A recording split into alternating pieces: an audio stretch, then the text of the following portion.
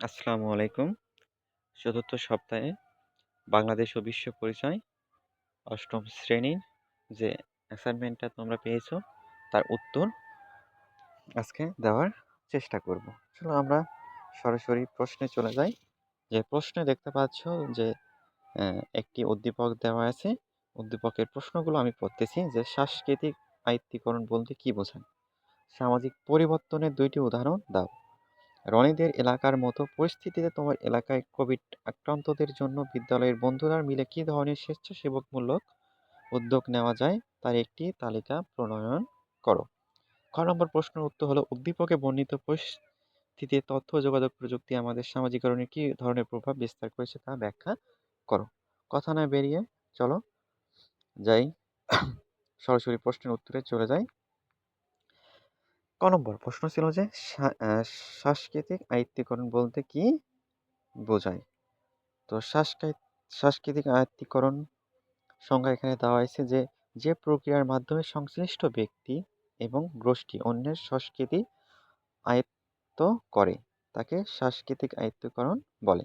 খ নম্বর প্রশ্ন ছিল যে সামাজিক পরিবর্তনের ২টি উদাহরণ দাও। তো সাধারণত সামাজিক পরিবর্তন বলতে উন্নয়ন বা সামাজিক উন্নয়নকে বোঝায়। সামাজিক পরিবর্তনের ২টি উদাহরণ হলো ১ নম্বরটা বাংলাদেশের অনেক জায়গায় এখন লাঙ্গলের পরিবর্তে ট্রাক্টর ব্যবহার হচ্ছে। ২ নম্বর পরিবর্তন হলো শিক্ষা প্রতিষ্ঠানে হাতে কলমে পড়ালেখা করানোর পাশাপাশি মাল্টিমিডিয়া ক্লাসরুমের মাধ্যমে পাঠদান করা সম্ভব হচ্ছে। এটি ছিল খ নম্বর প্রশ্নের উত্তর। এখন আমরা গ নম্বর প্রশ্নে চলে যাব।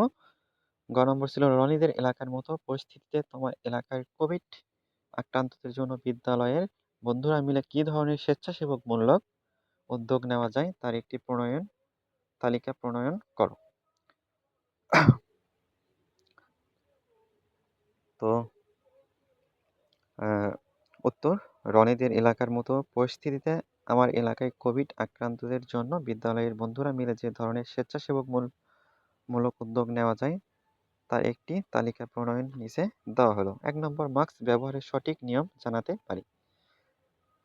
২ নম্বর কর্মক্ষেত্রে অবস্থানকালে হ্যান্ড স্যানিটাইজার ব্যবহার করার জন্য আহ্বান করতে পারি। ৩ নম্বর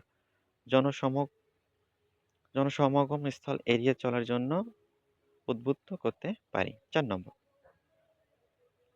কর্মমদন বা কোলাকুলির মাধ্যমেও কোভিড ছড়াতে পারি, তাই এ ব্যাপারে সচেতন করতে পারি। ৫ নম্বর পয়েন্টটা হলো যে পরিবারের সবাইকে সঙ্গত কারণে কোয়ারেন্টাইনে থাকতে হচ্ছে, তাদের প্রয়োজনীয় জিনিসপত্র পৌঁছে দেওয়ার দায়িত্ব নিতে পারি। ৬ নম্বরটা হলো দিনমজুর হতদরিদ্র মানুষের দুদিন ঘরে বসে থাকলে খাদ্য সংকটে পড়বে নিশ্চিত, তাদেরকে সহযোগিতা করতে হবে সবাই মিলে।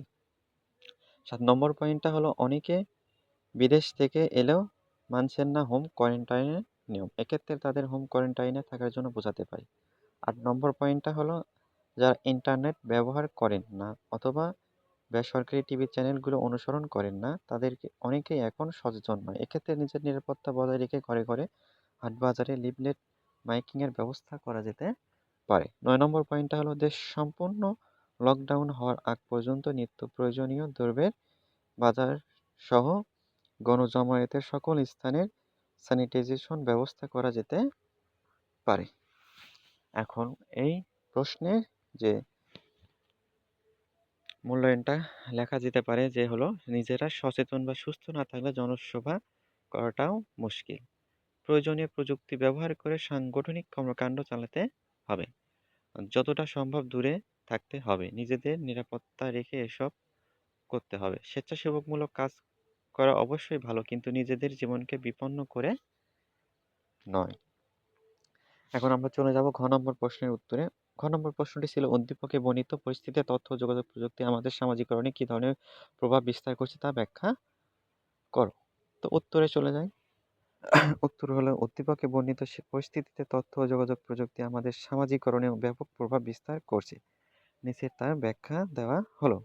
বৈশ্বিক মহামারীর কারণে অত্যাবশ্যকীয় বৈশ্বিক মহামারীর কারণে অনলাইন এবং ইলেকট্রনিক অনেক জনপ্রিয়তা পেয়েছে।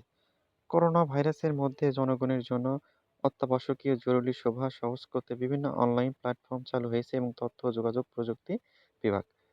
করোনাকালে দেশের স্বেচ্ছাসেবক শিক্ষা, সংযোগ, বিনোদন ও নিত্যপণ্য সরবরাহ স্বাভাবিক রাখতে প্রযুক্তিকে ব্যাপকভাবে কাজে লাগানো হয়েছে। করোনাকালীন সময়ে দেশের শিক্ষা প্রতিষ্ঠান সব বন্ধ হয়ে যায়, কিন্তু ঘরে বসে শিক্ষা, ঘরে বসে স্বাস্থ্য সরবরাহ, নিরবচ্ছিন্ন ইন্টারনেট সংযোগ এবং ঘরে বসে বিনোদন সবই তথ্য যোগাযোগ প্রযুক্তির মাধ্যমে চালিয়ে নেওয়া হয়। প্রযুক্তির মাধ্যমে 4,000 ডাক্তার এবং 1 কোটি মানুষকে ফ্রি সেবা দিচ্ছে এই করোনাকালীন সময়ে।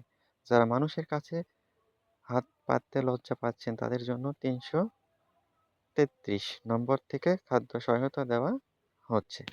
এটি ছিল তোমাদের চতুর্থ সপ্তাহের 8ম শ্রেণী বাংলাদেশ ও বিশ্ব পরিচয়ের অ্যান্সার। আজকে এ পর্যন্তই।